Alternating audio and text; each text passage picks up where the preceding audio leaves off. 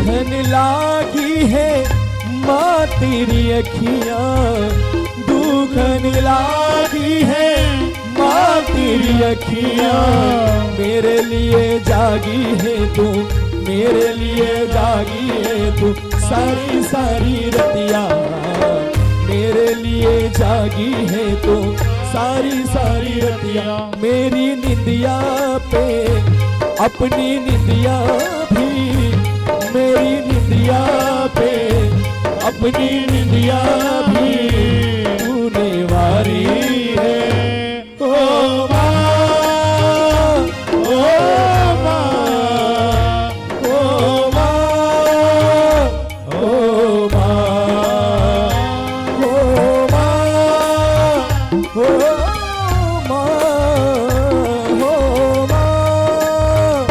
ओ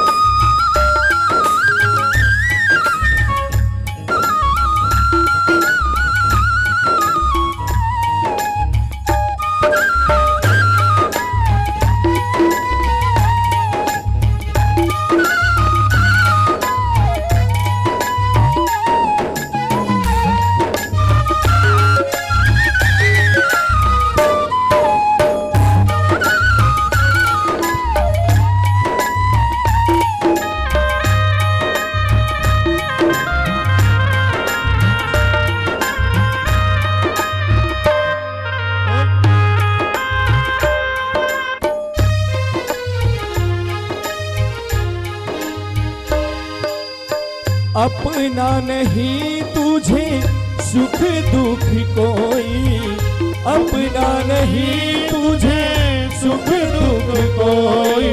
मैं मुस्काया तो मुस्काई, मैं मुस्काया तो मुस्काई, मैं रोया तू रोई। मैं मुस्काया तो मुस्काई, मैं रोया तू रोई। ओ मेरी हंसने पे, मेरे रोने पे, मेरे हंसने पे, मेरे रोने पे तू बलिहारी है। ओ माँ, ओ माँ, ओ माँ, ओ माँ।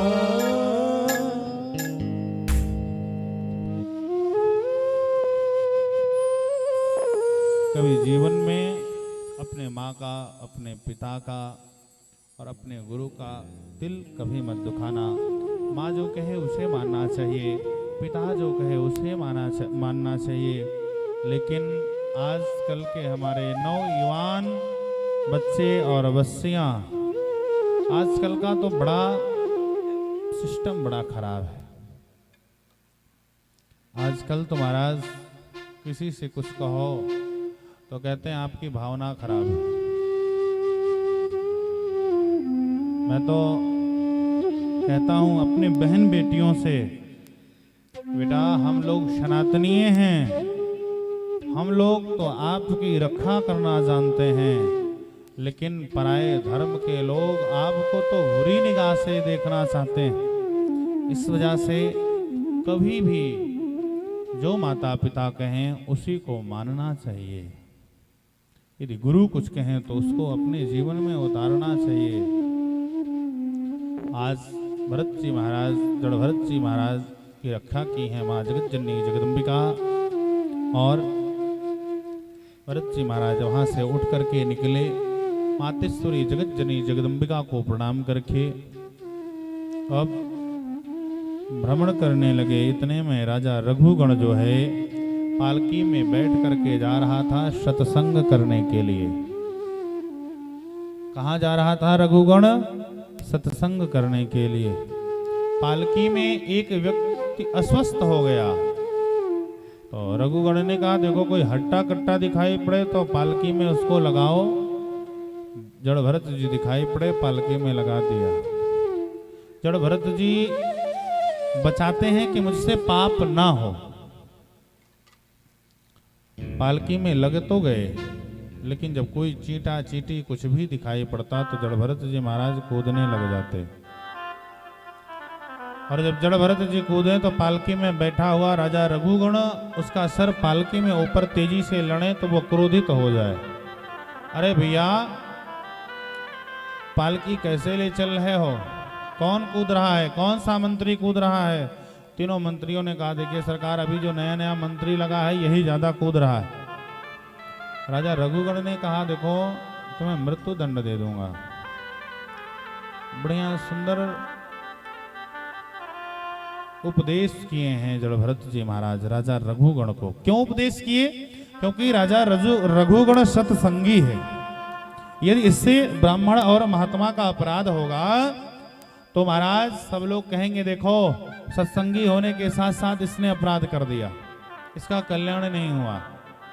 सुंदर उपदेश दिए देखो रघुगण राजा, ये शरीर का धर्म है, मरना जीना आत्मा का धर्म नहीं है। आत्मा कभी मोटी पतली नहीं होती है, ये शरीर मोटा पतला होता है, आत्मा कभी नहीं सोती है। जो तुम ये बात कह रहे हो ऐसा कुछ नहीं है, ये शरीर के साथ सब घटित होता है, आत्मा के साथ ऐसा कुछ भी नहीं घटित होता। और जड़ भरत जी ने इतना सुंदर उपदेश दिया, इतना सुंदर उपदेश दिया कि राजा रघुगण को वैराग्य हो गया। और जड़ भरत जी ने कहा राजा रघुगण जो तुम कह रहे थे क्यों कूद रहे हो, तो एक चीज जान लो व्यक्ति के जीवन में यह अपराध होता है। यदि कोई भी चींटा चींटी दब जाए तो यह पाप होता है। शास्त्र में ऐसा लिखा गया है कि 5 वर्ष का बच्चा यदि कोई भी चींटा चींटी या कुछ भी जीव जंतु मारता है तो वह अपराध, जो हम लोग खूब प्रेम से देख के ताली बजाते हैं ना कि हमारे भैया चींटा मार रहे हैं, चींटी मार रहे हैं, उसका पूरा अपराध, चाहे वह चींटे के अंदर जीव हो चाहे वह मानव के अंदर जीव, जीव सब वही है, अपराध उतने लगता है। वह 5 वर्ष के बच्चे के द्वारा जो अपराध किया जाता है वह माता पिता को लगता है, ऐसा शास्त्र की मान्यता है। इस वजह से जो छोटे बच्चे हों यदि कभी कोई अपराध 5 वर्ष तक माता पिताजी को अपराध लगता है और 5 वर्ष के बाद वह अपराध उस पुत्र को उस पुत्री को लगता है। इस वजह से बच्चे कोई गलती करें पहले चींटी चींटा मारते हैं, बड़े होते हैं यार दोस्त को मारते हैं, फिर पिस्तौल लेकर के महाराज मर्डर करना चालू कर देते हैं। तो पहले से ये शास्त्र इसीलिए रोकता है। जैसे अहिंसा करेंगे धीरे धीरे मन इनका अहिंसा में लग जाएगा, अपराध में लग जाएगा। इस वजह से इनको रोकिए, दबाइए। भरत जी महाराज उपदेश दे करके भगवान का भजन करने लगे। आगे के क्रम में भैया सीटी देखिए कहाँ सीटी। आगे के क्रम में भरत जी महाराज के बाद जो है अजामिल की कथा सुना रहे हैं सुखदेव जी। उसके पहले तमाम नरकों का वर्णन किए, 28 नरकों का वर्णन किए अजामिल की कथा के पहले। अब जब नरकों का कुंभी पाक रौरव इन सब नरकों का वर्णन किए, वैतरणी इत्यादि नरकों का वर्णन करने लगे सुखदेव जी स्वामी, तब राजा परीक्षित डर गए कि मैंने भी तो अपराध किया, मुझको भी इस नरकों में जाना पड़ेगा। 28 नरक हैं, जो पराई स्त्री को देखता है, जो पराये धन को देखता है, वो कुंभी पाक नरक में जाता है महाराज। इस शरीर से सूक्ष्म अंश निकल करके जाता है। ये नरक में व्यक्ति कैसे जाता है? परीक्षित ने पूछा सुखदेव स्वामी ये नरक में व्यक्ति क्यों जाता है और कैसे जाता है, क्या कर्म करता है? तो आप श्रवण करें कि नरक में व्यक्ति तब जाता है जब अधर्म करता है। अधर्म कर रहा है तो व्यक्ति नरक में जाएगा, यह पक्का है। यदि व्यक्ति धर्म कर रहा है, कथा भागवत नल परोपकार प्याऊ जल मंदिर बनवा रहा है, कुआं खुदवा रहा है, पोखरा खुदवा रहा है, तमाम ऐसे परोपकार हैं, ठंडी में वस्त्र वितरण कर रहा है, किसी जरूरतमंद परिवार के पुत्री के विवाह में बहुत कुछ सामग्री धन वैभव दे रहा है, ये धर्म है। अधर्म क्या है? किसी पराये व्यक्ति को धन को चुरा लेना, यही अधर्म है। किसी पराई स्त्री को देखना, यही अधर्म है। किसी के साथ अपराध करना, किसी के साथ किसी की बुराई करना, ये अधर्म है। किसी को मारना पीटना, ये अधर्म है। किसी का घर कब्जा करना, ये अधर्म है। ये अधर्म है। ये ऐसे अधर्मों को जो करता है परीक्षित, वह इन सब 28 नरकों में जाता है। तो महाराज जब परीक्षित डरे तो परीक्षित जी ने सुखदेव स्वामी से पूछा, प्रभु यदि इन मान लीजिए जीवन में कोई अपराध हो ही जाए तो इन नरकों से कैसे बचा जाए? कोई ऐसा आपके पास कथा है, कुछ व्यवस्था है, कुछ सुनाएंगे, आप बताएंगे? तो सुखदेव जी ने कहा, राजन ऐसे एक अजामिल हुए। अजामिल की कथा सुंदर सुनाते हैं। अजामिल कैसे थे? अजामिल ब्राह्मण कन्नौज के रहने वाले हैं। अजामिल ये पहले ब्राह्मण वृत्ति से अपना जीवन यापन करते थे, विद्वान थे। लेकिन एक दिन क्या हुआ, एक दिन वन में गए शमिधा लाने के लिए, तो एक वैश्या को देखे बुरा कर्म करते हुए, और देख करके इनका भी मन एकदम मलिन हो गया। देखिए, नेत्र से ही विकार उत्पन्न होता है। मन मलिन हुआ और ये सब कुछ छोड़ करके अब ये अजामिल क्या हो गए? डाकू बन गए, चोरी करने लगे, तमाम डाका डालने लगे, सबके धन को चुराने लगे, मारने लगे, पीटने लगे। केचित केवलया भक्त्या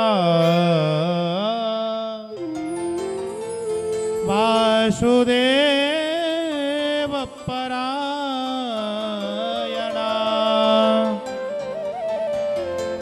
अंधम धुन्वान्ति कासेन्येन निहारमिव भास्कर। ये भास्कर के समान, सूर्य के समान अजामिल विद्वान थे, ज्ञानी थे। लेकिन एक वैश्या को देखे शूद्र के साथ रत, इनका मन मलिन हो गया। अब डाका डालने लगे, चोरी करने लगे, इनका कर्म बिगड़ते चला गया। जो भजन पूजा था सब छूट गया। एक दिन गांव में कुछ महात्मा आए। जब गांव में महात्मा आए तो महात्माओं ने बच्चों से पूछा, इस गांव में भक्त का घर कौन है? तो बच्चों ने कहा, बाबा एक अजामिल नाम के भक्त हैं, जाओ उनके घर में और उन्हीं के घर में रुको, भजन पूजा करो। समस्त महात्मा लोग पहुंचे। अरे अजामिल भक्त कहाँ हो? अजामिल तो उस समय नहीं थे, लेकिन अजामिल की पत्नी थी। जी महाराज जी बताइए, हम लोग अजामिल भक्त को खोज रहे हैं। अजामिल की पत्नी डर गई, अगर वो आ गए तो सब गड़बड़ हो जाएगा। महाराज जी बताइए क्या जरूरत है? आज हम रात्रि भर आपके घर पे विश्राम करेंगे और कुछ खाने के लिए अनाज की व्यवस्था करो। बढ़िया सुंदर बाटी चोखा लगा करके भोजन किए।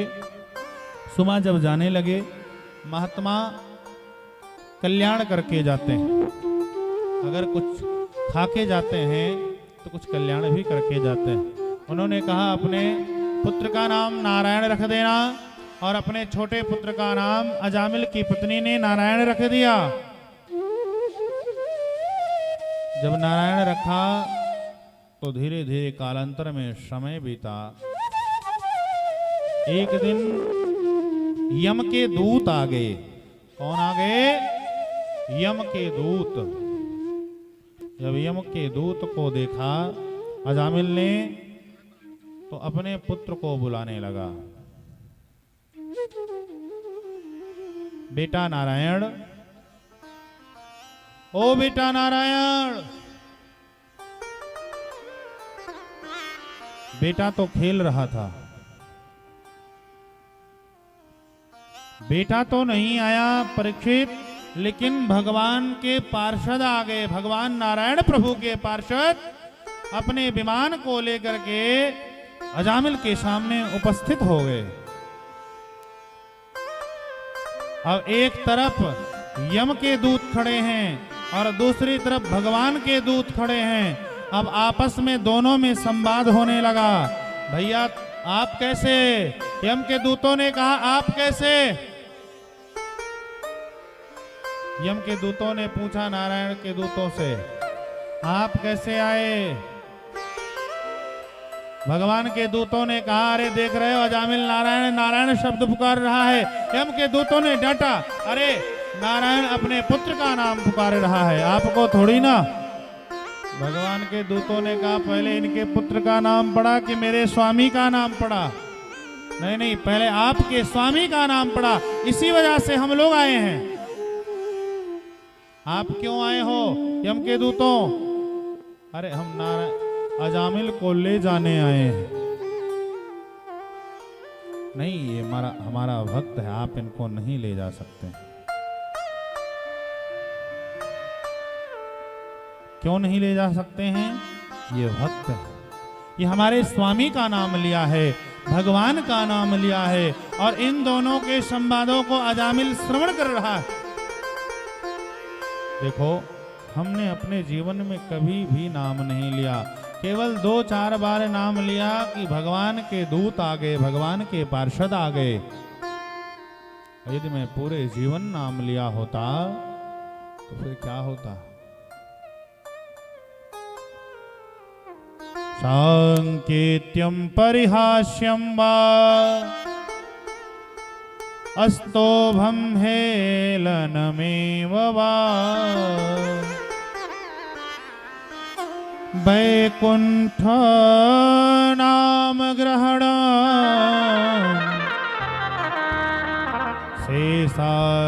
शेषाघहरं विदुः।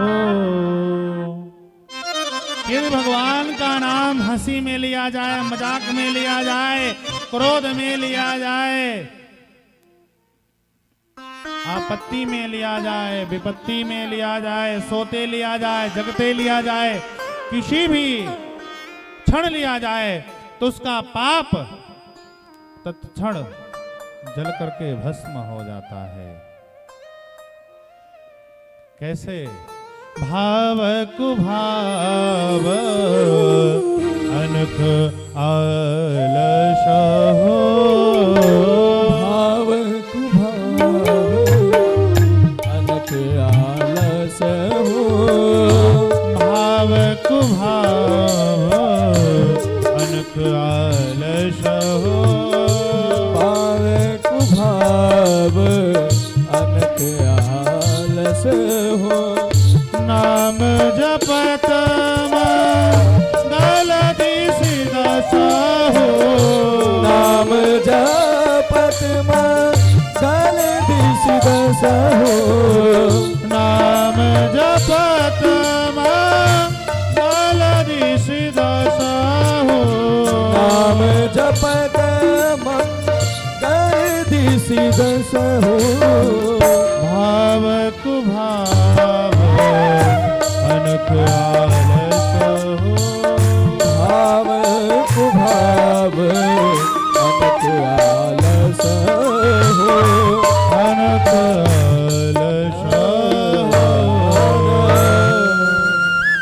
भगवान का नाम भाव से जपा जाए, कुभाव से जपा जाए, सोते जपा जाए, जगते जपा जाए, कैसे भी जपा जाए, आपका पाप तत्क्षण जल करके भस्म हो जाएगा।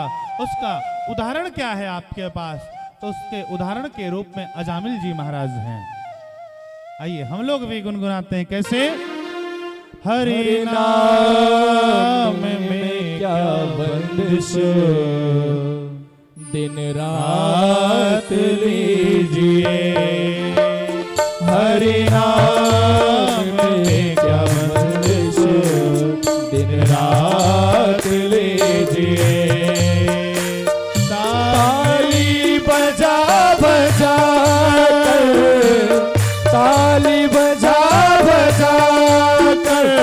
शुरुआत कीजिए, हरि नाम में क्या बंदिश, दिन रात लीजिए, हरि नाम में क्या बंदिश, दिन रात लीजिए।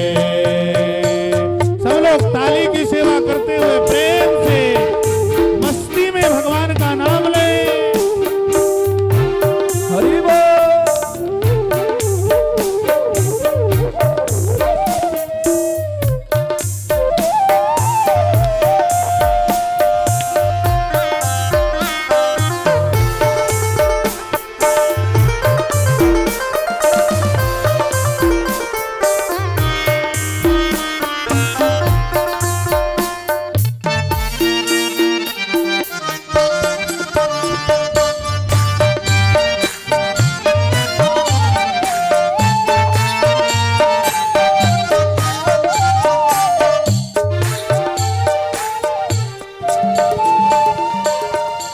औरों के पास जाने से क्या होगा फायदा,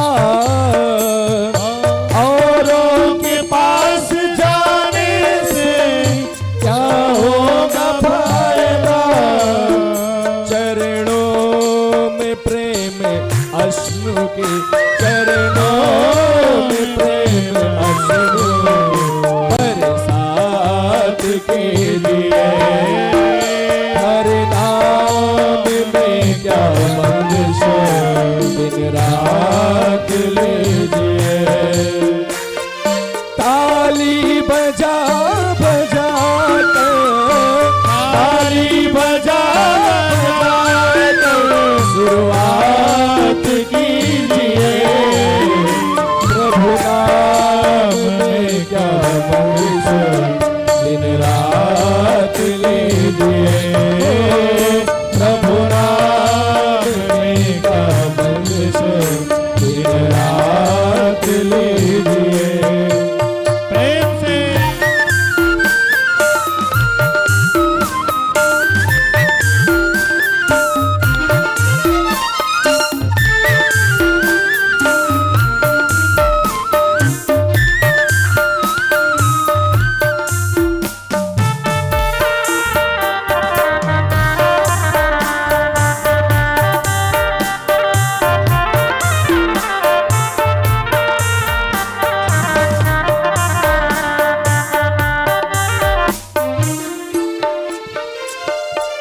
करने से पहले काम तू 100 बार दिल से पूछ, करने से पहले काम तू 100 बार दिल से पूछ, करने से पहले काम तू 100 बार दिल से पूछ, हरगिज़ न कभी दिल से, हरगिज़ न कभी दिल से कुछ घात कीजिए, हरि नाम में क्या बंदिश, दिन रात लीजिए,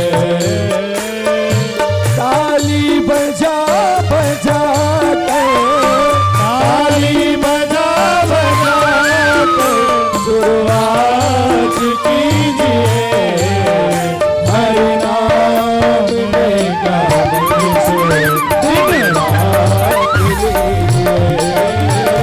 हरि नाम में क्या बंदिश, दिन रात लीजिए, हरि नाम में क्या बंदिश, दिन रात लीजिए, हरि नाम में क्या बंदिश, दिन रात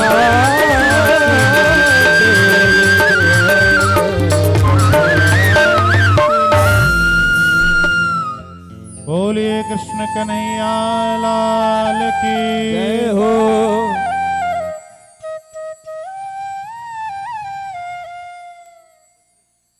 भैया हरि नाम में क्या बंदिश, दिन रात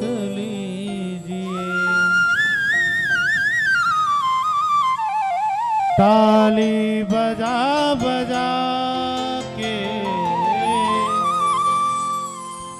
ताली बजा बजा के शुरुआत कीजिए, हरि नाम में क्या बंदिश,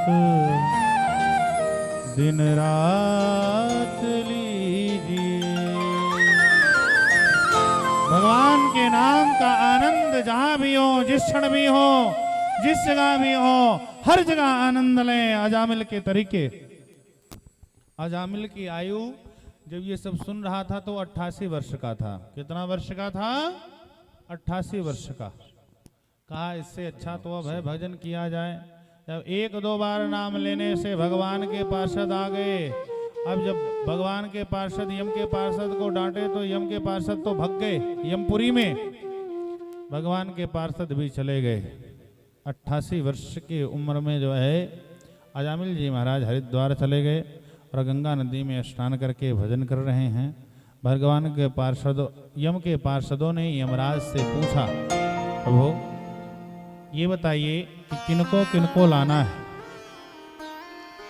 मैं गया था अजामिल को लाने के लिए, भगवान के दूत आ गए। अब आप ही बताइए किसको लाना है और किसको नहीं लाना है। तो यमराज ने कहा देखो लाना उनको है जिह्वा न भक्ति भगवत गुणा नाम ध्येयम, जिनकी जीवा कभी भगवान के नामों का गुणानुवाद न करती हो, जिनके कानों से कभी कथा न सुना जाता हो, जिनके हाथों से कभी भगवान की सेवा ना होती हो, दान ना होता हो, जिनके पैर कभी भगवान के मंदिर न जाते हों, जिनके पैरों के द्वारा परिक्रमा ना होता हो, ये सब कार्य ना होता हो, उनको ले आना है। और जो लोग ये सब करते हों उनको यमपुरी में मत लेकर के आना।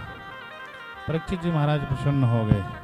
लेकिन यम के दूतों ने यमराज से पूछा इस नाम की बड़ाई को शायद आप जानते होंगे। तो यमराज ने कहा मैं नहीं, भगवान राम भी नहीं जानते हैं। कैसे? कहूँ कहा लगी नाम बड़ाई, कहूँ कहाँ लगी नाम बड़ाई, कहूँ कहा लगी नाम बड़ाई, कहूँ कहाँ लगी नाम बड़ाई। राम न सकहि राम गुण गाई, राम ना सकहि राम गुण गाई, राम न सकहि राम गुण गाई, राम न सकहि राम गुण गाई। कहु कहा लगी राम बड़ाई, कहूँ कहाँ लगी नाम बड़ाई। यमराज कहते हैं अपने दूतों से कि नाम की बड़ाई मैं भी नहीं कर सकता हूं और राम भी नहीं कर सकते हैं। तो महाराज दूतों ने कहा कहीं ये कपोल कल्पित तो नहीं है जिस नाम को हम लोग ले रहे हैं। नहीं, ये कपोल कल्पित भी नहीं है। फिर क्या? 12 लोग जानते हैं। स्वयंभो नारदा शंभो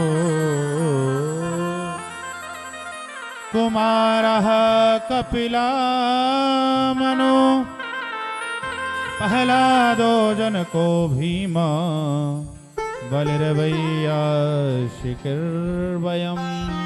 ये 12 लोग हैं जो भगवान के नाम की महिमा को थोड़ा थोड़ा जानते हैं, थोड़ा थोड़ा समझते हैं। इसीलिए हमारे शास्त्र में महात्मा लोग 12 तिलक लगाते हैं। 12 तिलक हमारे परम पूज्य प्रातः स्मरणीय विद्या भास्कर जी महाराज जो है 12 तिलक लगाते हैं। हमारे परम पूज्य प्रातः स्मरणीय डॉक्टर राघवाचार्य जी 12 तिलक लगा करके बैठते हैं। यह ऐसी मान्यता है कि 12 लोग जो है भगवान के नाम की महिमा को जानते हैं, तो 12 तिलक लगाना चाहिए। बहुत महात्मा है। जीयर स्वामी जी हैं जो हैदराबाद के हैं, जो 120 किलो सोने की मूर्ति से भगवान का वो रामानुजाचार्य, जिसके उद्घाटन में मोदी जी भी गए थे, 120 किलो स्वर्ण की मूर्ति भगवान रामानुजाचार्य की मूर्ति को बनवाए हैं जीयर स्वामी जी। अभी उनकी उम्र ज़्यादा से ज़्यादा 35-40 साल, जहाँ तक हमारा अनुभव है। हम एक बार कुंभ में, ये जो कुंभ लगा था बीच में अभी प्रयागराज का, उस कुंभ में हम लोग गए थे। उसमें दास को भी कथा कहने का अवसर मिला था। तो एक दिन हम लोग कुंभ में प्रायः सब लोग टहलते हैं, तो शाम को हम लोग घूमने टहलने के लिए निकले। तो ये पूज्य श्रीधराचार्य जी महाराज के एक भाई से हैं जो इधर जयपुर इत्यादि में उधर आगे कहीं महंत हैं, तो उन्हीं के मंदिर में जीयर स्वामी जी आए थे। तो दास को भी एक बार दर्शन करने का अवसर मिला है और बहुत बड़ा बड़ा यज्ञ कराते हैं। बलिया में कराए, अभी बिहार में 108 कुंडी। अरे महाराज बहुत बड़ा बड़ा यज्ञ, जहाँ बैठ जाते हैं वहाँ बहुत बड़ा बड़ा यज्ञ होता है। कभी यदि अवसर मिले तो दर्शन करिए, ऐसे महापुरुषों का भी दर्शन करिए।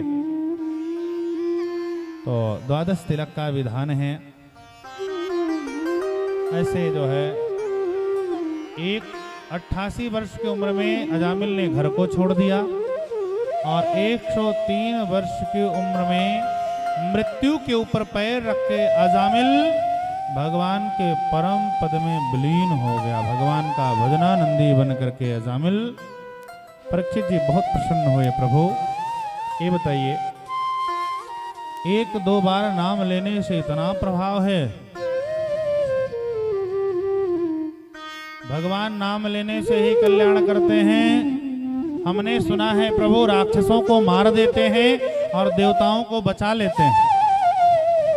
सुखदेव जी ने कहा नहीं, भगवान समदर्शी हैं। भगवान का एक नाम क्या है? समदर्शी।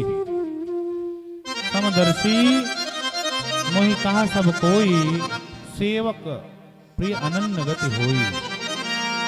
परमात्मा समदर्शी हैं। कैसे समदर्शी हैं? हिरण्याकश्यप को जब 12 भगवान मार देते हैं, तो हिरण्याक्ष को जब 12 भगवान मार देते हैं तो हिरण्याकश्यप परम बैरी हो जाता है भगवान का, और मंदराचल पर्वत पर जाकर के भजन करता है। और भजन में ब्रह्मा को प्रसन्न करके ऐसा वरदान मांगता है कि हम भगवान की बनाई हुए किसी सृष्टि में ना मरे। ब्रह्मा जी कहते हैं तथास्तु। अब जब ये वरदान पाया तब तक याद आ गया कि हमारे भाई को इन्हीं देवता लोगों ने मारा था। वरुण को, इंद्र को। महाराज जितने भी देवी देवता सबको ला करके अपने घर में झाड़ू लगवाता है, पानी भरवाता है। सब देवता एकदम परेशान हिरण्याकश्यप से, प्रभु कुछ कल्याण करिए। भगवान ने कहा कि इन्हीं के वंश में प्रहलाद जी महाराज आ रहे हैं जो भगवान के बड़े भजनानंदी हैं। महाराज प्रहलाद जी इनके वंश में कैसे इतने भजनानंदी हो गए, इनकी कथा आप मुझे बताइए। सुखदेव जी कहते हैं ध्यान से सुनो। ये राक्षस कुल में उत्पन्न हुए हैं। किस कुल में? प्रहलाद जी राक्षस कुल में उत्पन्न हुए और राक्षस कुल में उत्पन्न होकर के भगवान के भजनानंदी बने।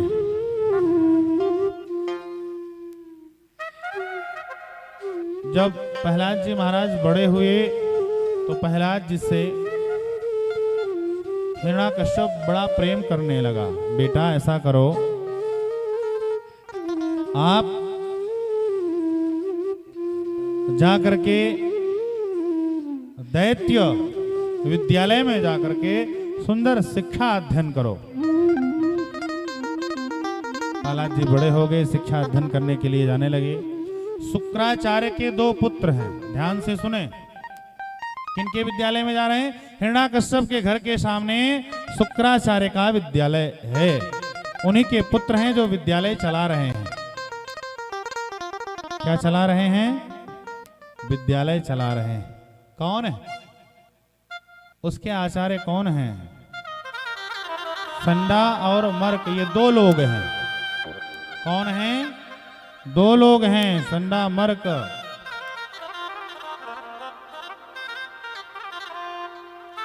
हिरण्यकश्यप ने प्रहलाद को भेज दिया, जाओ दैत्य विद्याओं का अध्ययन करो। प्रहलाद जी महाराज आ गए और अध्ययन करने लगे। एक दिन हिरण्यकश्यप आया और प्रहलाद जी से पूछा, बेटा क्या पढ़े हो? प्रहलाद जी ने कहा, पिताजी ये संसार अंधकूप है, गिरता इस जैसे अंध कुआं हो, कुआं भेड़ी के तरीके हर एक व्यक्ति इस कुएं में गिरा जा रहा है, लेकिन जो आवाज जब धम्म से आती है, जो सामने खड़ा रहता है वो पूछता है, भैया गिर गए क्या? तो सामने जो कुएं में गिरा हुआ व्यक्ति कहता है, भैया मैं गिरा नहीं हूं। सोचता है ये भी गिर जाए। ये क्या संसार के अंधकूप है। तमाम अंधों की झुंड जा रही थी और उसमें एक अंधा व्यक्ति गिर गया। धम्म की आवाज आई। दूसरे ने पूछा, भैया किसकी आवाज आई? कुछ नहीं, बस पैर में ऐसे लगा। एक एक करके समस्त अंधे पिताजी गिर गए। इस अंधकूप से बचने के लिए भगवान का भजन करिए। जोर से डांटे और डांट के चले गए। बेटा संडा और मर्क ये दो आचार्य हैं दैत्य, ये शुक्राचार्य के पुत्र हैं। ये एक नहीं है, संडा मर्क एक नहीं, संडा और मर्क ये दो आचार्य हैं दैत्य के। अब इनको जोर से डांटा, क्या पढ़ाते हो? प्रहलाद जी को दैत्य विद्याएं पढ़ाओ। दोबारा पुनः घूमते घूमते आया, कहा क्या सीखो हो बेटा? तुरंत जो है महाराज प्रहलाद जी ने कह दिया, श्रवणम कीर्तनम विष्णु स्मरणम पाद सेवनम अर्चनम वंदनम दास्यम साक्षयात्मनिवेदनम। ये नौ भक्ति है, नवधा भक्ति है।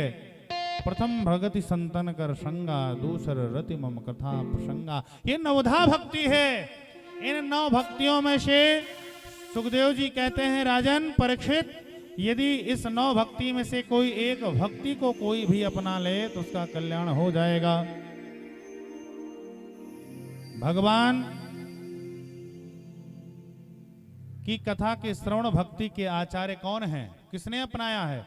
भगवान की कथा को किसने सुना है? परीक्षित जी ने सुना है। परीक्षित जी का कल्याण हुआ कि नहीं हुआ? परीक्षित जी बहुत कुछ नहीं किए, ध्यान से सुने सब लोग। परीक्षित जी ने अपने जीवन में केवल एक काम अपनाया, केवल कथा सुना, परीक्षित जी का कल्याण हो गया। और कीर्तन करने से किसका कल्याण हुआ? श्रवणम कीर्तनम, कीर्तन करने से सुखदेव जी का कल्याण हो गया।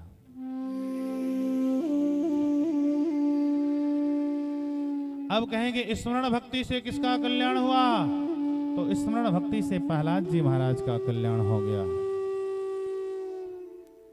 पाद सेवनम, इस भक्ति से किसका कल्याण हुआ?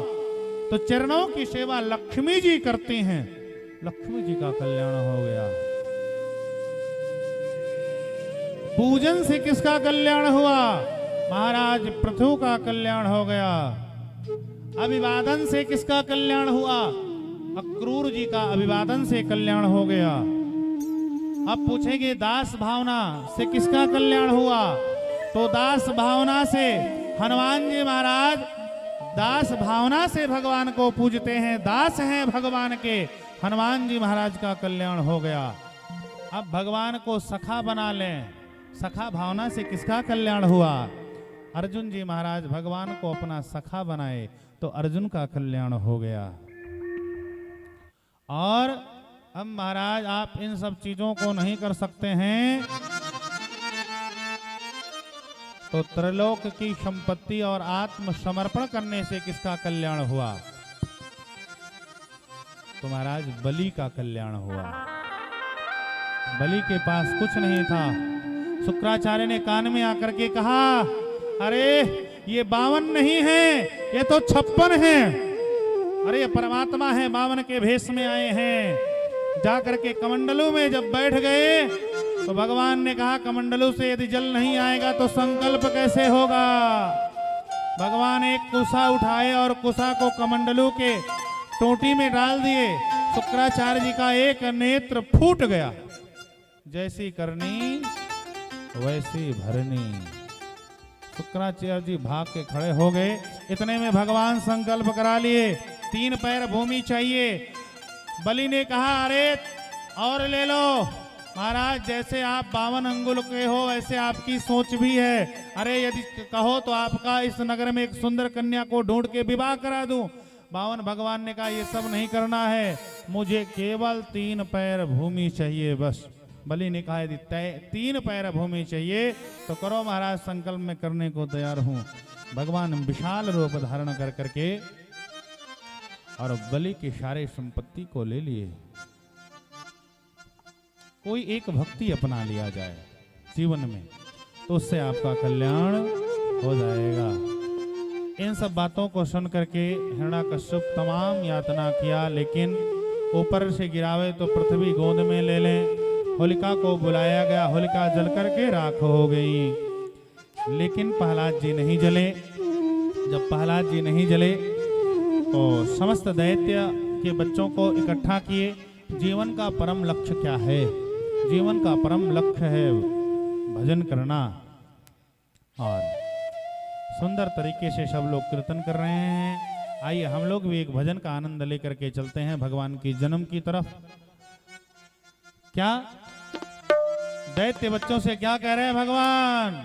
मारने वाला है भगवान, बचाने वाला है भगवान। मारने वाला है भगवान, बचाने वाला है भगवान। मारने वाला है भगवान, बचाने वाला है भगवान। बाल नबा का होता उसका, बाल नबा का होता जिसका रक्षक दया निधान। मारने वाला है भगवान, बचाने वाला है भगवान। मारने वाला है भगवान, बचाने वाला है भगवान।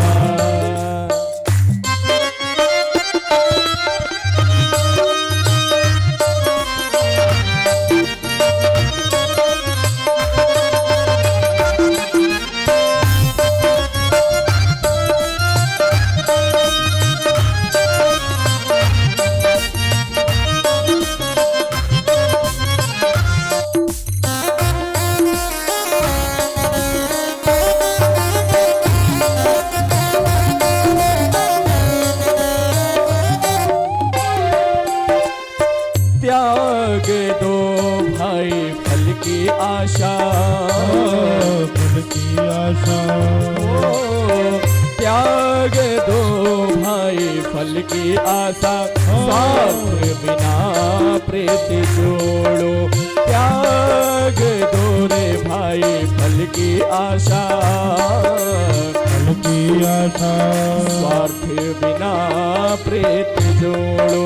कल क्या होगा इसकी चिंता, जगत पिता पे छोड़ो। कल क्या होगा इसकी चिंता, जगत पिता पे छोड़ो। क्या होनी है क्या अनहोनी, क्या होनी है क्या अनहोनी, सबका उसको ज्ञान। मारने वाला है भगवान, बचाने वाला है भगवान। मारने वाला है भगवान, बचाने वाला है भगवान। बाल नबा का होता उसका,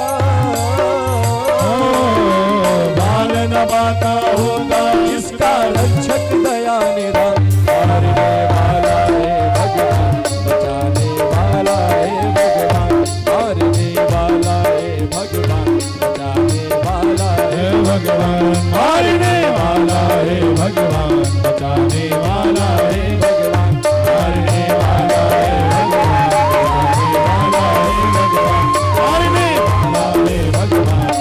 बचाने वाला है भगवान। मारने वाला है भगवान, बचाने वाला है भगवान।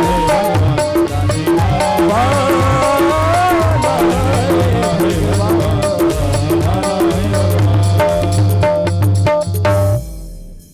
समस्त दैत्य बालकों से प्रहलाद जी महाराज कहते हैं सब कुछ करने वाला परमात्मा है, ये तो हमारा भ्रम है। मैं इस कार्य को करूंगा, पूरा होगा कि नहीं होगा ये भ्रम है। हमारे गुरु जी कहा करते थे, जिसको रिस्क से इश्क हो गया उसको आगे बढ़ने से कोई रोक नहीं सकता। समझे क्या कह रहा हूं मैं? फिर से सुन लीजिए। जिसको अपने जीवन में रिक्स से इश्क हो गया उसको कोई बढ़ने से रोक नहीं सकता है। संघर्ष सब में है, लेकिन रिक्स तो लेना पड़ेगा। ध्रुव जी महाराज वन में ना जाते तो भगवान मिलते भगवान घर में किसी को नहीं मिलेंगे महाराज।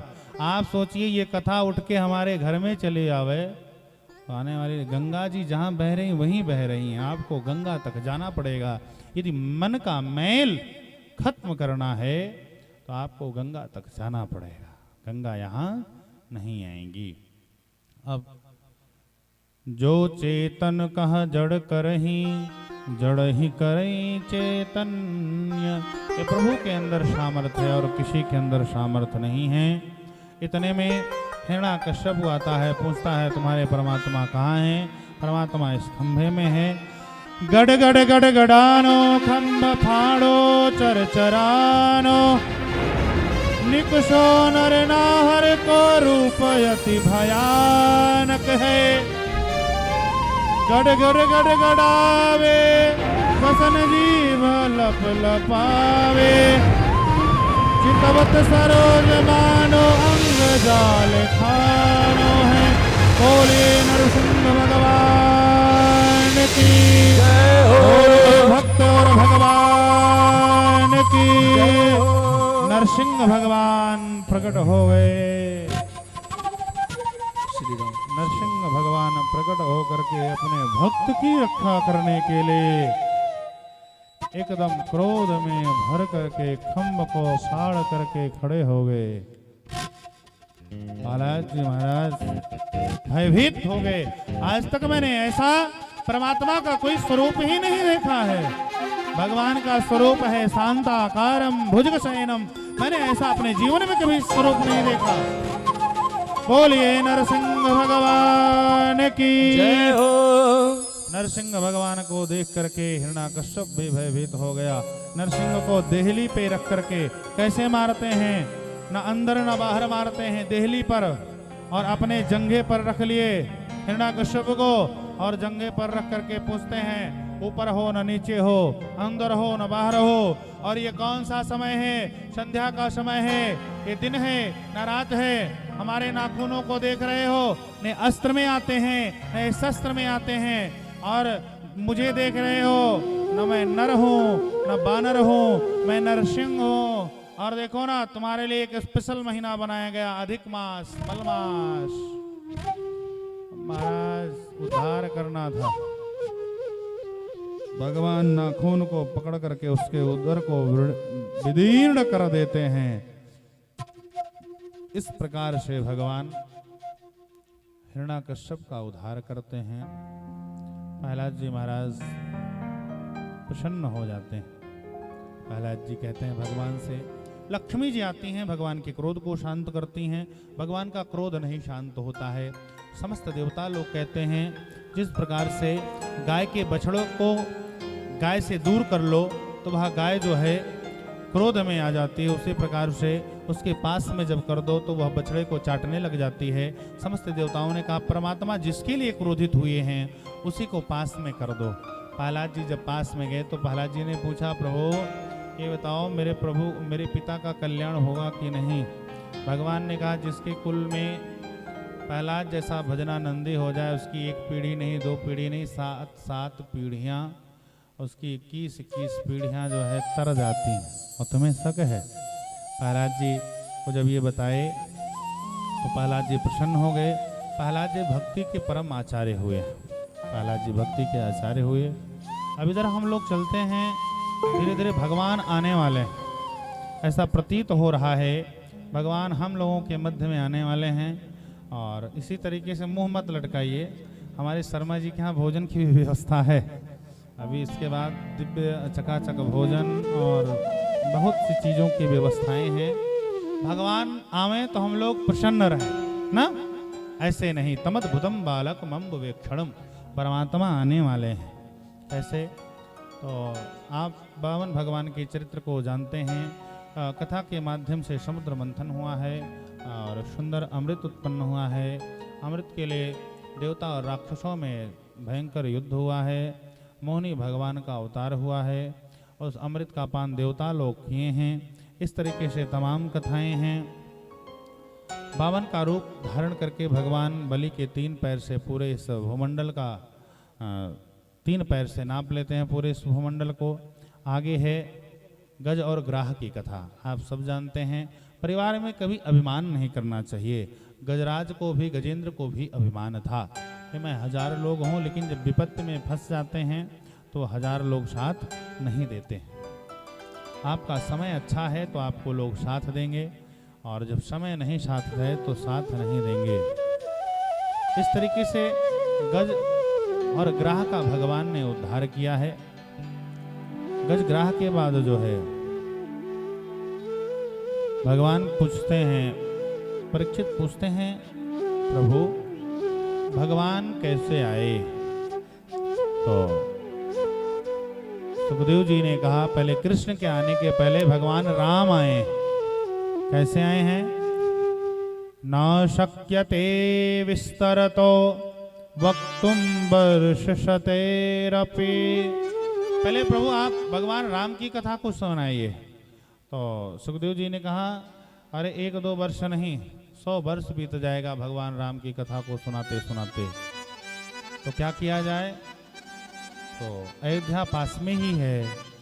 भगवान दशरथ के 4 पुत्र हुए हैं। कैसे हुए हैं आइए हम लोग एक भजन के माध्यम से श्रवण करते हैं। इसके बाद जो है अयोध्या का दर्शन करते हैं। उसके बाद हम लोग भगवान के जन्म की कथा की तरफ चलेंगे।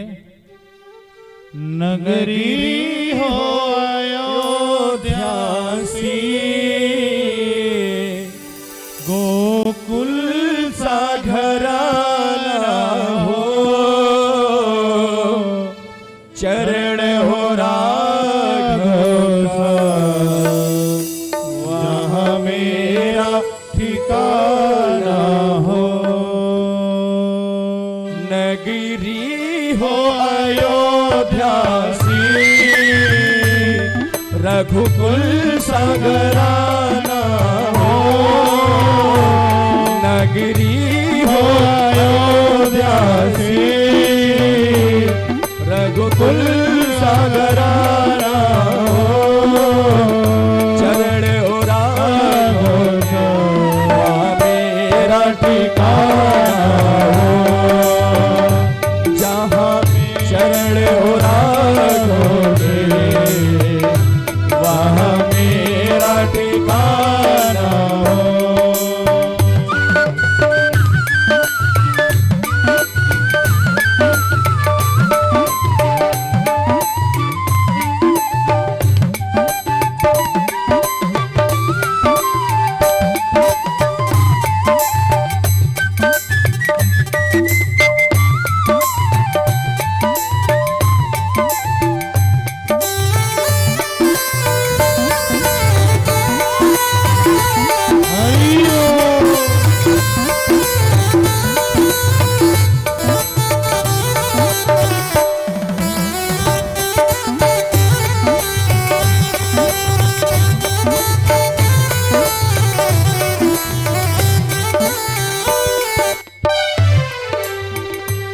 लक्ष्मण सा भाई हो, कौशल्या माई हो।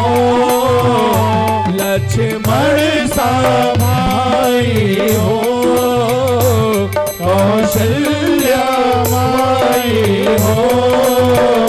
स्वामी तुम्हारे जैसा मेरा रघुराई हो। तुम्हारे जैसा मेरा रघुराई हो। नगरी हो अयोध्या सी, रघुकुल सा घराना हो। जहाँ चरण हो राघव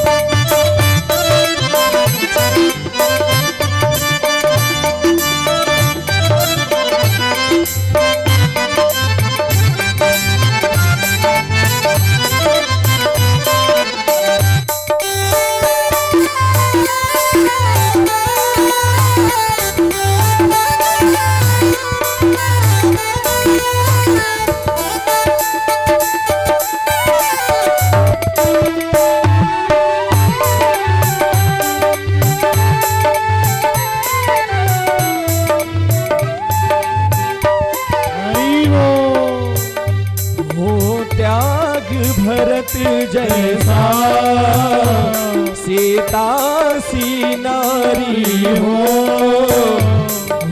त्याग भरत जैसा सीता सी नारी हो लव कुश के जैसे संतान हमारे हो लव कुश के जैसे संतान हमारे हो नगरी हो अयोध्या सी रघुकुल सागराना हो चरण उरागा वहाँ मेरा ठिकाना हो जहाँ चरण उरागा वहाँ मेरा ठिकाना हो।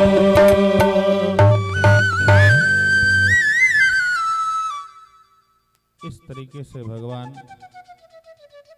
अयोध्या की नगरी है। बोलिए अयोध्या धाम की जय हो बोलिए चारों भाइयों की जय हो बोलिए तीनों महारानियों की जय हो जय जय सीताराम। बोलिए अनंत बलवंत श्री हनुमंत लाल जी महाराज की जय हो। अब जो है परीक्षित जी पूछते हैं प्रभु भगवान कहाँ आए हैं कैसे आए हैं। तो सुखदेव जी कहते हैं ध्यान से सुनो हम लोग के बीच में हम लोग भी जहाँ बैठे ना यहाँ भी भगवान आने वाले हैं। कैसे आने वाले हैं। वसुदेव गृहे साक्षात भगवान वसुदेव के घर में आए हुए हैं। तो किसी ने पूछा महाराज वो तो मामा कंस की नगरी में थे। नहीं जिस घर में दो लोग रहते हैं उसको घर कहा जाता है। ऐसे घर में आए वसुदेव गृहे साक्षात भगवान पुरुष परः भगवान आ रहे हैं। कौन आ रहे हैं। वसुदेव के घर में भगवान आ रहे हैं। समस्त देवताओं से कहते हैं देखो अब ये जो कंस और जरासंध के पाप से आप सब पीड़ित हैं ना भगवान आने वाले हैं। कहाँ आएंगे। जनिष्यते तत्प्रियार्थम संभवन्तु सुरस्त्रियः अपने वृषभानु लाडली राधा रानी के साथ में भगवान आ रहे हैं। किसके साथ में। वृषभानु लाडली राधा रानी के साथ में भगवान आ रहे हैं। और तुम लोग भी जाओ संभवन्तु सुरस्त्रियः अपने अपने स्त्रियों के साथ में ब्रजमंडल में जाओ पहुंचो भगवान आने वाले हैं। भगवान जब कोई विशेष गेस्ट आता है चीफ गेस्ट आता है तो उसके पहले सब लोग आके खड़े रहते हैं उसके स्वागत में। आप लोग भी पहुंचो अपनी स्त्रियों के साथ में। सब देवता लोग आ गए। अब इधर उग्रसेन राजा हुए हैं मथुरापुरी के और उन्हीं के देवक की बेटी हैं देवकी। देवकी का विवाह वसुदेव जी के साथ में हुआ। किसके साथ में। वसुदेव जी के साथ में। और विवाह हुआ। विवाह के रथ को कंस लेके चलने लगा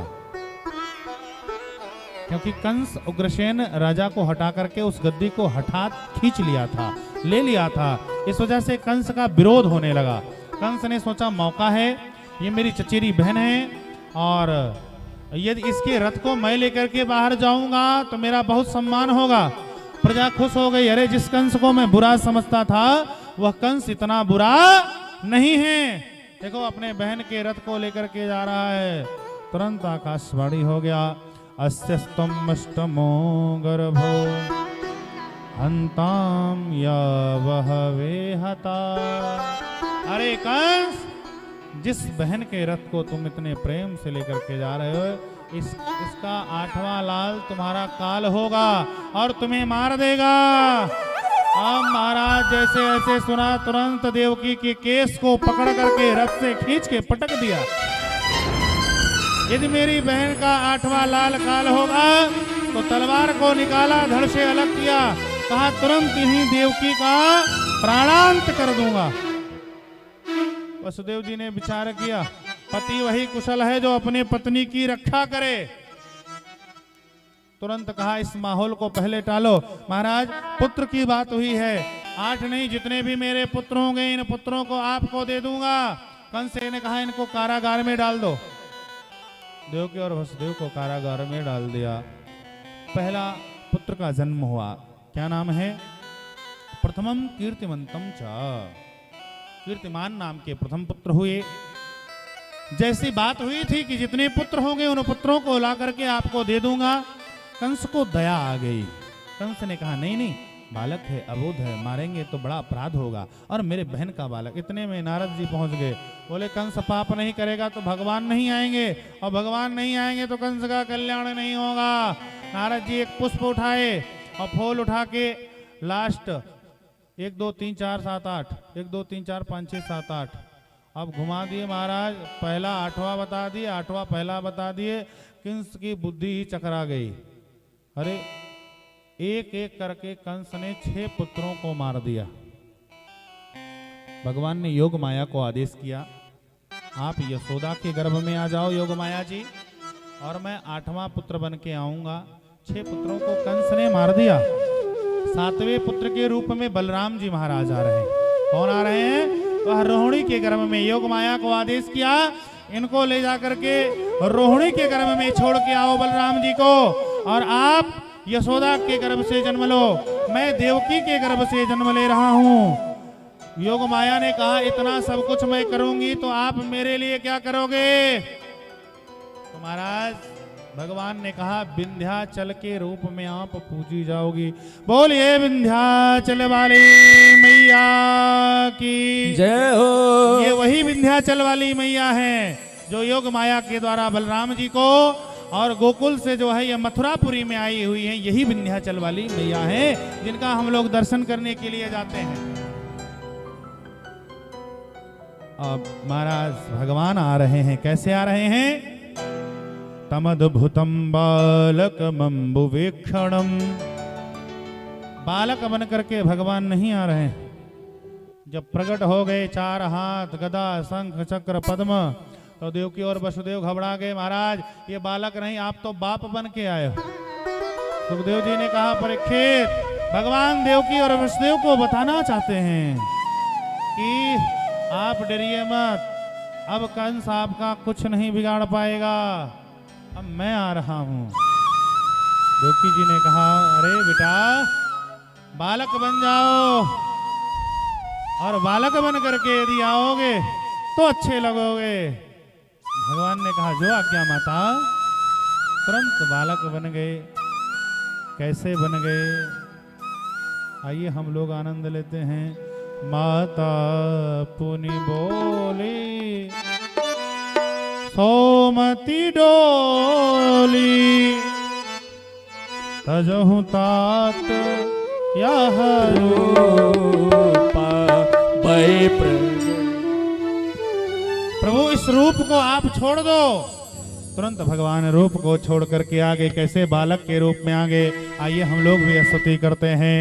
भय प्रगट कृपाला दीन दयाला कौशल्या हितकारी, हर्षित माताए मुनि मनहारे, अद्भुत रूप विचार, लोचन अभिरामा घन श्यामा, निज आयुध भुजकारी, भूषण बनमाला नयन विशाल,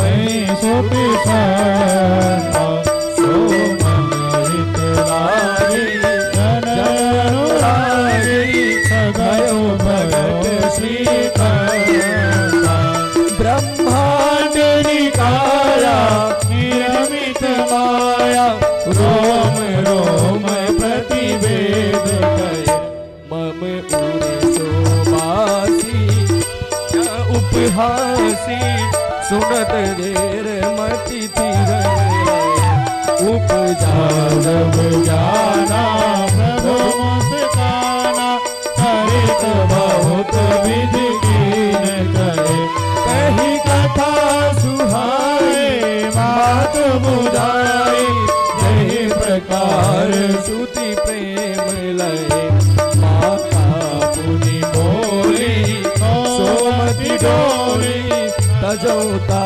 ते रूपा की जय शिशुलीला अति प्रिय शीला यह सुख परम अनुपा सुनि वचन सुजाना रोग ठाना कोई बालक सुर भूपा यह चरित निभावे हरि पद पावे तेन परई भव तोपा तेन परे भवतोपा तेन परे भवतोपा विप्रधेन सुरसान्तहिता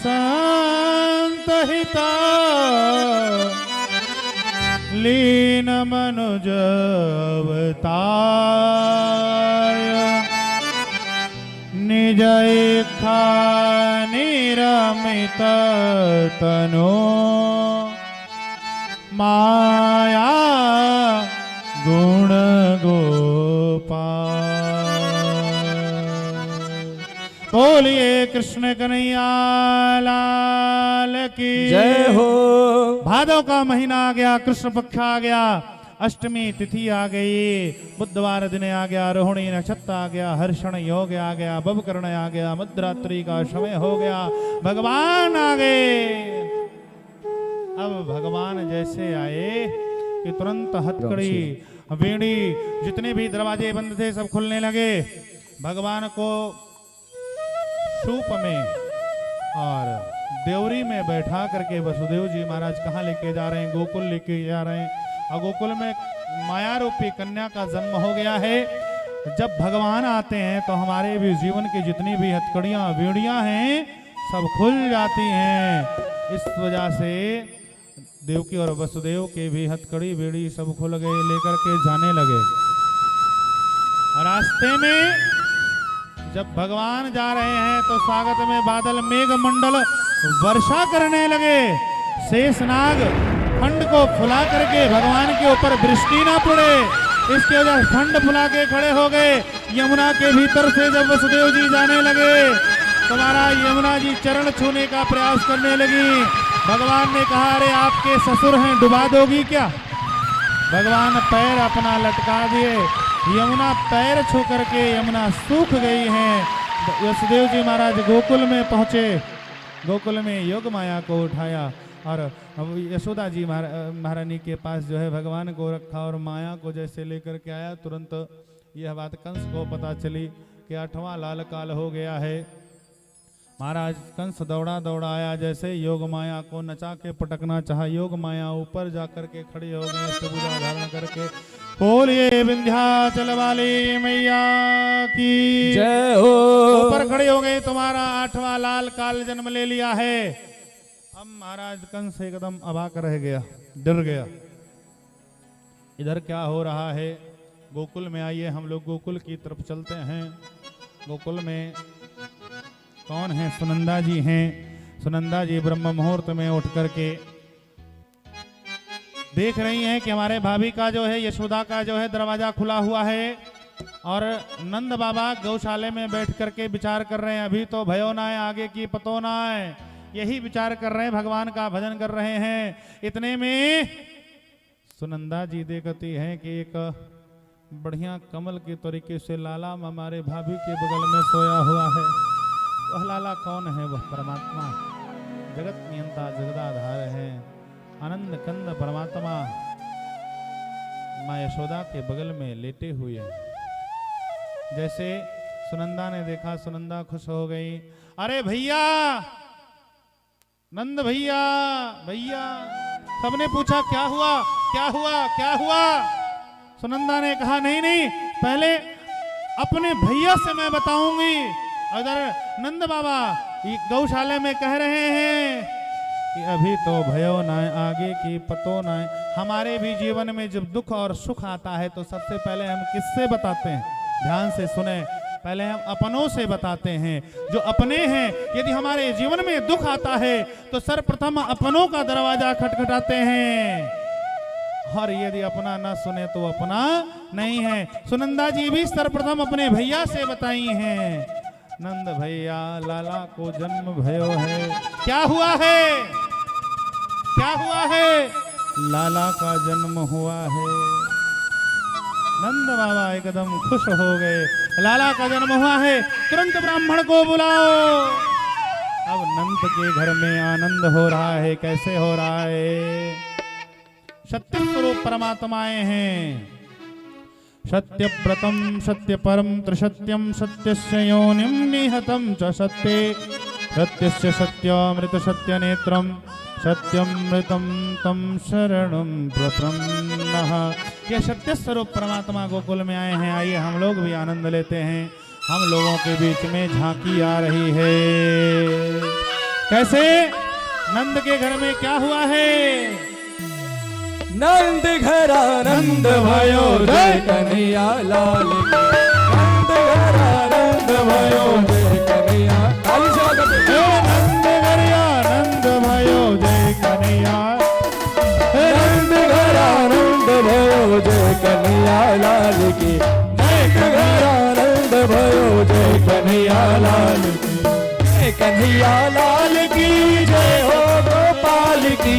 जय कन्हैया लाल की जय हो गोपाल की। नंद घर आनंद भयो जय कन्हैया लाल की। नंद घर आनंद भयो जय कन्हैया लाल की। नंद घर आनंद भयो जय कन्हैया लाल की। जय कन्हैया लाल की जय हो नंद लाल की। जय कन्हैया लाल की जय हो नंद लाल की। जय कन्हैया लाल की जय हो नंद लाल की। जय कन्हैया लाल की जय हो नंद लाल की। जय नंद घर आनंद भयो। कन्हैया लाल नंद घर आनंद भयो जय कन्हैया लाल की। जय नंद घर आनंद भयो। कन्हैया लाल। नंद घर आनंद भयो जय कन्हैया लाल की। नंद घर आनंद भयो जय कन्हैया लाल की। नंद घर आनंद भयो जय कन्हैया लाल की। नंद घर आनंद भयो जय कन्हैया लाल की। नंद घर आनंद भयो जय कन्हैया लाल की। नंद घर आनंद थोड़ा बूढ़न को काल की। थोड़ा बूढ़न को काल की। हे जय कन्हैया लाल की। हे नंद घर आनंद भयो जय कन्हैया लाल की। हे नंद घर आनंद भयो जय कन्हैया लाल की। हे नंद घर आनंद भयो जय कन्हैया लाल की। नंद घर आनंद भयो जय कन्हैया लाल की। नंद घर आनंद जय कन्हैया लाल की। हे नंद घर आनंद भयो जय कन्हैया लाल की। हे नंद घर आनंद भयो जय कन्हैया लाल की। हे नंद घर आनंद भयो जय कन्हैया लाल की। हे नंद घर आनंद भयो जय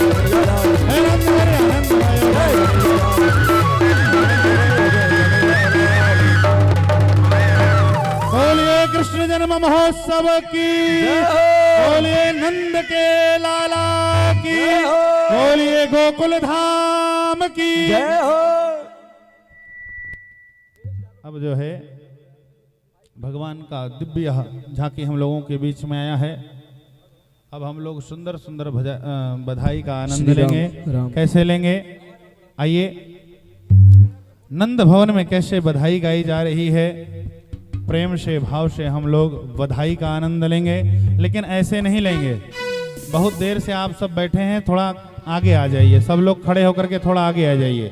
जितने भी लोग हैं सब लोग खड़े होकर के थोड़ा आगे आ जाएं। सब लोग खड़े होकर के आगे आ जाएं। हम लोगों के यहाँ जब पुत्र और पुत्री का जन्म होता है तो हम लोग खूब नाचते हैं। आज हम लोगों के बीच में परमात्मा आए हैं तो परमात्मा के आने की खुशी में हम लोग खूब नाचेंगे। कैसे नाचेंगे? अजी खुशियां मनावो, प्रेम से नाचो गावो, खुशियां मनावो, नाचो गावो, बाटो खूब रसगुल्ला। आज हुआ, क्या हुआ? सभी लोग होंगे, सभी लोग आज दोनों हाथ उठा के। आज हुआ यशोदा घर लल्ला, आज हुआ यशोदा घर लल्ला, आज हुआ यशोदा घर लल्ला, आज हुआ यशोदा घर लल्ला। खुशियां मनावो, नाचो गावो, खुशियां मनावो, नाचो गावो, बाटो खूब रसगुल्ला।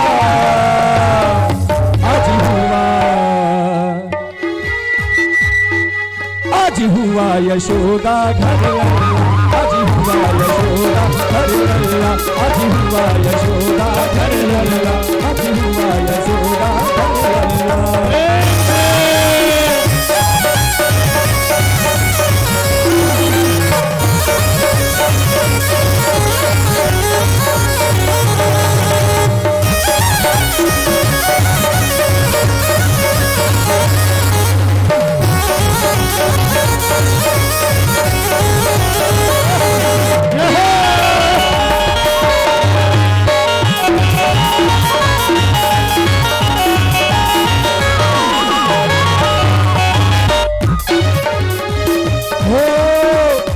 जन्मा खुशियां छाई, बाजन लागे अनंत बधाई, बाजन लागे अनंत बधाई, बाजन लागे अनंत बधाई। लल्ला जन्मा खुशियां छाई, बाजन लागे अनंत बधाई, बाजन लागे अनंत बधाई, बाजन लागे अनंत बधाई। ढोल बजावो, हर गावो, बजावो, हर गावो, धूप बचाओ हल्ला। ऐसे नहीं, ऐसे नहीं, ऐसे नहीं, ऐसे हल्ला नहीं मचाना है। देख रहे कितना फूल उड़ रहा है और नंद घर में कितना उड़ रहा होगा। ये कल्पना करिए, दोनों हाथ ऊपर करिए, ऊपर करिए। मस्ती में आज हुआ यशोदा, आज हुआ यशोदा,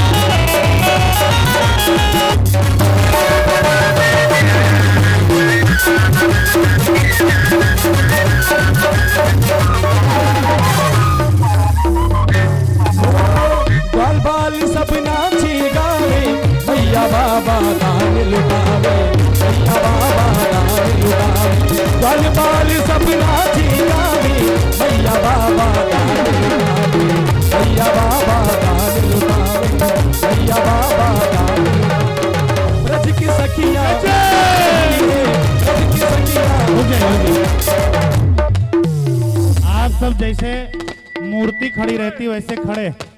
आनंद नहीं आ रहा?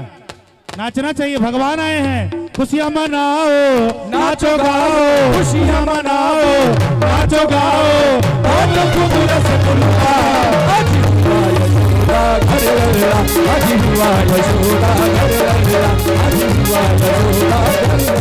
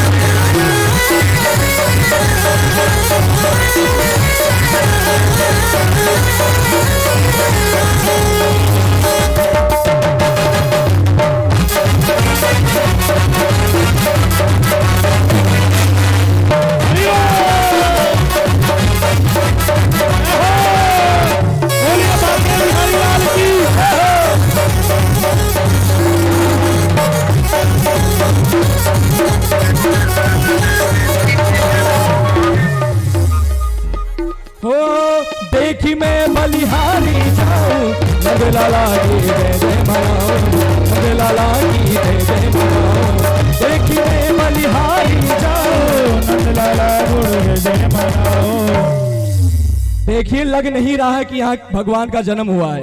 आप सभी नहीं आ रहा है लोग क्या? मोबाइल में व्यस्त हैं। आनंद नहीं आ रहा है क्या? फूल और मंगवा दे मंडी से कि पटाखा मंगवाएं? किस चीज में कमी लग रही है आपको? बोलिए कुछ, क्या कमी लग रही है? पटाखा और मंगवा दें कि फूल और? ये साउंड वाले आवाज बढ़ाइए, बोल रहे हैं साउंड का आवाज कम है। प्रेम से एक हाथ पहले सर पे रखिए, एक हाथ कमर पे, हल्का हल्का ऐसे झूमते रहिए। अभी देखिए आनंद आएगा। खुशियां मनाओ, नाचो गावो, खुशियां मनाओ, नाचो गावो, बोलो खूब रसगुल्ला, आज हुआ यशोदा, आज हुआ यशोदा, आज हुआ यशोदा।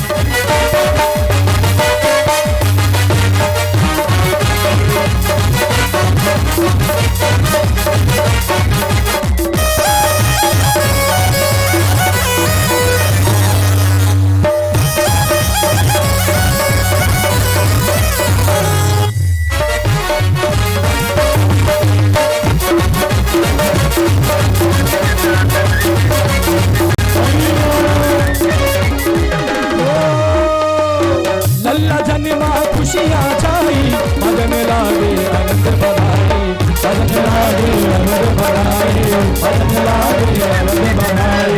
लल्ला जन्मा खुशियाँ छाई, मदन लागे आनंद बनाई, मदन लागे आनंद बनाई, मदन लागे आनंद बनाई। ढोल बजाओ हर गावो, ढोल बजाओ हर गावो, खूब मचाओ हल्ला। आज हुआ यशोदा, आज हुआ यशोदा, आज हुआ यशोदा, आज हुआ यशोदा, घर लल्ला, यशोदा घर लल्ला।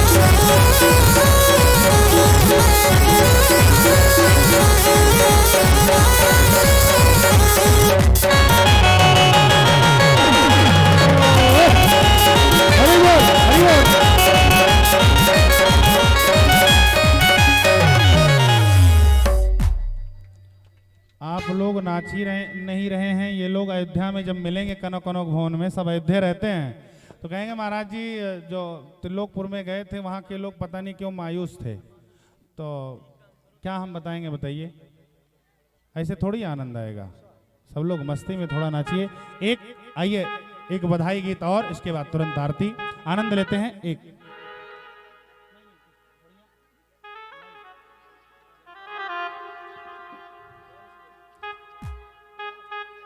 हाँ एक भजन होगा भैया, इसी में खूब मस्ती करिए। भगवान आए हैं हम लोगों के बीच में।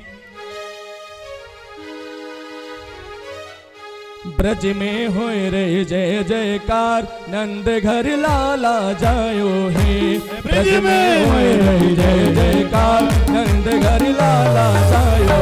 लाला जायो ही यशोदा जी ने लाला जायो हे।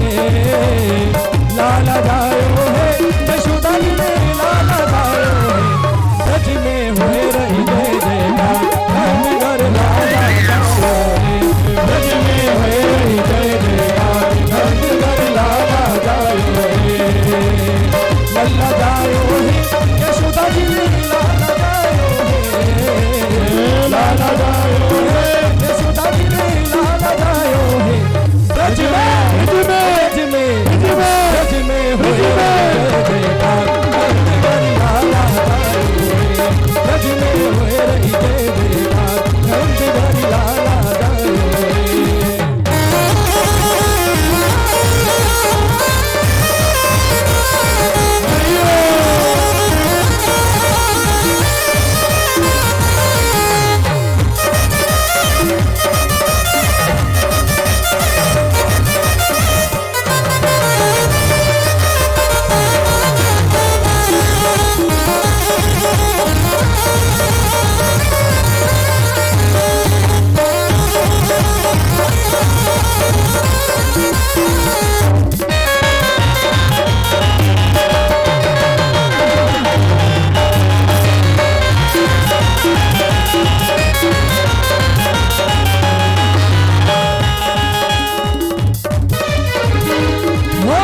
काली कमली वाला मेरा यार है। हाँ, काली कमली वाला मेरा यार है। मेरे मन का मोहन तू है। काली कमली वाला मेरा यार है। मेरे मन का मोहन तू है। तू मेरा यार है, मेरा दिलदार है। तू मेरा यार है, मेरा दिलदार है। काली कमली वाला मेरा यार है। मेरे मन का मोहन तू दिलदार है। काली कमली वाला मेरा यार है। मेरे मन का मोहन तू दिलदार है। जय हो।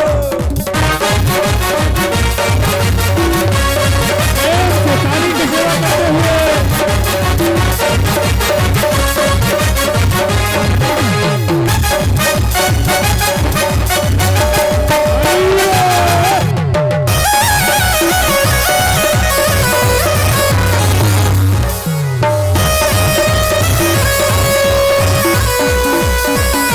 बोलिए भागवत महापुराण की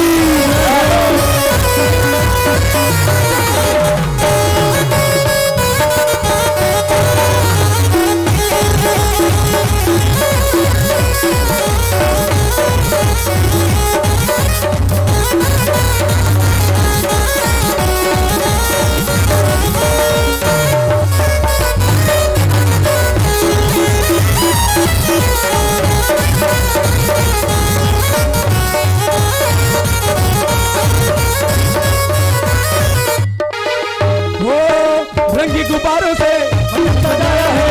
जिसकी पागल का एक केक मंगाया है। जिसको चखेगा शाम को हम सब बोलेंगे क्या बोलेंगे। हम सब बोलेंगे हैप्पी बर्थडे टू यू। हम बोलेंगे हैप्पी बर्थडे टू यू। हम बोलेंगे हैप्पी बर्थडे टू यू। हम बोलेंगे happy birthday to you.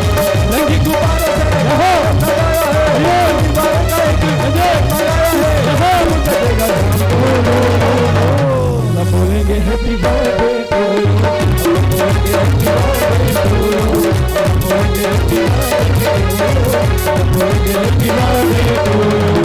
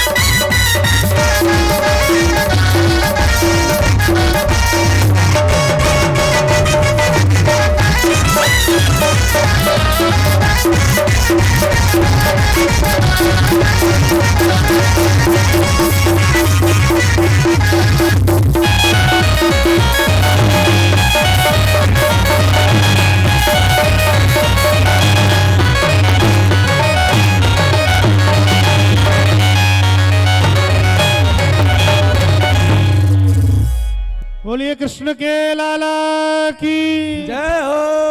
Krishna जन्मोत्सव की आप सबको बहुत बहुत बधाई। आइए, जिन लोगों को बधाई चढ़ाना है वो लोग आते जाएं, चढ़ाते जाएं। हमारे आचार्य जी लोग आरती की थाली जला लें, आरती हो। बाकी जो है हम लोग सोहर कल सुनेंगे, ठीक है ना। कल समय से सब लोग पहुँचें। 6 बजे से रात्रि 10 बजे तक कथा चलेगी। आरती जलाएं तुरंत, आचार्य देव आरती जलाएं। जिनको बधाई चढ़ाना है वो लोग मंच पे आते जाएं, बधाई चढ़ाते जाएं और प्रेम से सब लोग आरती करते जाएं। हरि ओम। हमारे यजमानत देव, हमारे यजमान जी, मुख्य यजमान जी ऊपर आ जाएं। हरि ओम। चंद्रमा मनसोर्जा तक्षक्षोः सूर्यो अजायता रोत्राद्वायुष्य प्राणस्य मुखादग्निरजायता। भगवान को सुंदर चांदी के पात्र में भगवान को भोग लगा है माखन मिश्री का, वह प्रसाद आप सबको भी वितरण होगा। भोजन प्रसाद भी है, तमाम व्यवस्थाएं हैं, आप सबको भी प्रसाद के रूप में प्राप्त होगा। आप सब आरती में सभी लोग खड़े हो जाएं। आरती में हमारे मुख्य यजमान परिवार के जितने सदस्य हैं सब लोग एक एक करके आरती करेंगे। आरती नीचे भी पहुंचा दें। चलिए रवि जी, आरती। आरती बाल कृष्ण की कीजे, अपनो जन्म सुफल कर लीजिए। आरती बाल कृष्ण की कीजे, परिवार के जितने भी सदस्य हैं सब लोग आरती करेंगे। कर लीजिए। आरती बाल कृष्ण की कीजे, अपनो जन्म सुफल कर लीजिए। श्री यशोदा को परम दुलारो, आरती करेंगे। बाबा की अखियन को तारो। श्री यशोदा को परम दुलारो, बाबा की अखियन को तारो। गोपियन के प्राणन सो प्यारो, गोपियन के प्राणन सो प्यारो। इन पर प्राण न्योछावे। आरती बाल कृष्ण की कीजे, अपनो जन्म सुफल कर लीजिए।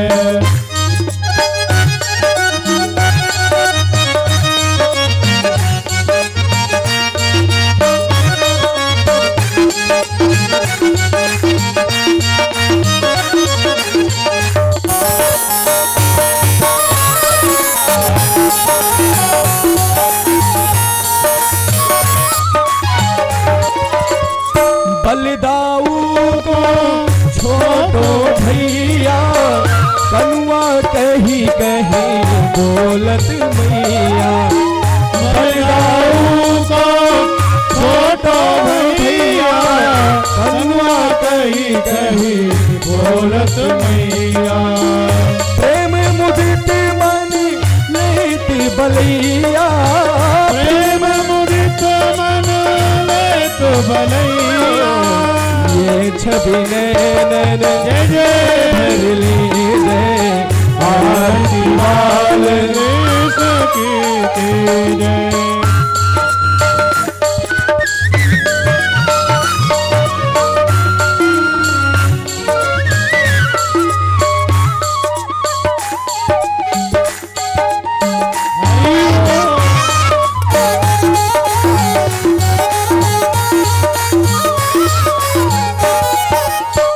तोतली बोली मधुरी सुहावे, सखा संग खेलत सुख पावे।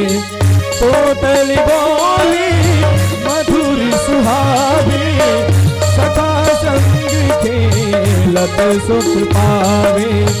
सोई सोती जो इनको ध्यावे, ये छवि नैनन भर लीजिए। आरती बाल कृष्ण की जय।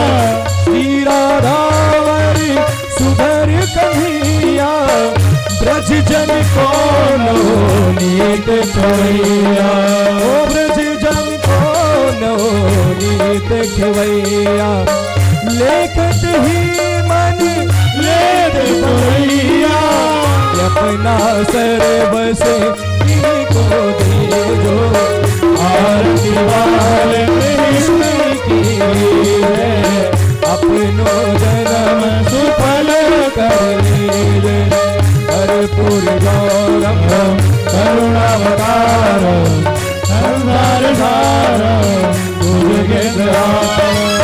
सदा भजन हृदय रविंदे भाव भवानी सहितं नमामि त्वमेव माता पिता त्वमेव त्वमेव बन्धुः सखा त्वमेव त्वमेव विद्या शरीरं त्वमेव त्वमेव सर्वं मम जलेन शीतलीकरणम् पुष्पे देवादिबन्धनम् आत्मादिबन्धनं परमात्मादिबन्धनम् अथ मन्त्रपुष्पाञ्जलिः। सभी लोग हाथ जोड़ के खड़े हो जाएं। जो जहाँ पे खड़े हैं भगवान हम लोग के बीच में आए हैं। बालक स्वरूप परमात्मा जगदीश्वर कन्हैया पधारे हैं। सब लोग भगवान से प्रार्थना करें।